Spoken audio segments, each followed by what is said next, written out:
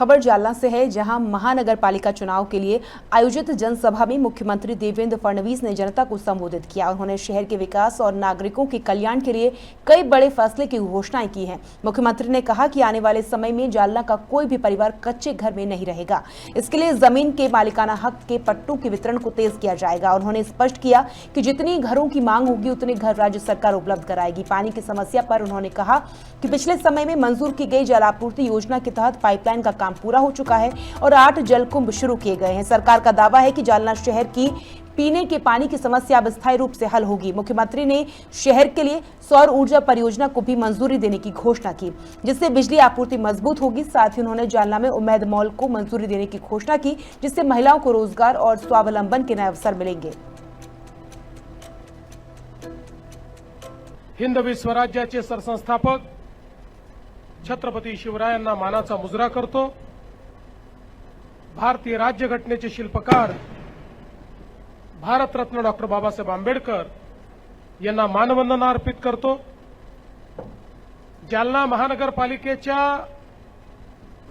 या पहिल्या निवडणुकीमध्ये मंचावर उपस्थित असलेले भारतीय जनता पक्षाचे ज्येष्ठ नेते, या देशाचे माजी रेल्वे मंत्री आणि आपल्या जालन्याचे सुपुत्र सन्माननीय रावसाहेब पाटील दानवे, माजी पालकमंत्री बबनरावजी लोणीकर, आपले माजी आमदार कैलाश भाऊ गोरंट्याल, या ठिकाणी उपस्थित संतोष भाऊ दानवे, नारायण भाऊ कुचे, भास्कररावजी दानवे, राहुलजी लोणीकर, सतीशजी घाडगे, घनश्यामजी गोयल, रामेश्वरजी भांदिरगे, बद्रीनाथजी पठाडे, संगीताताई गोरंट्याल, राजेशजी राऊत, अशोकजी पांगारकर, सिद्धिविनायक मुळे, सतीशजी जाधव, विश्वजितजी खरात, अक्षय गोरंट्याल,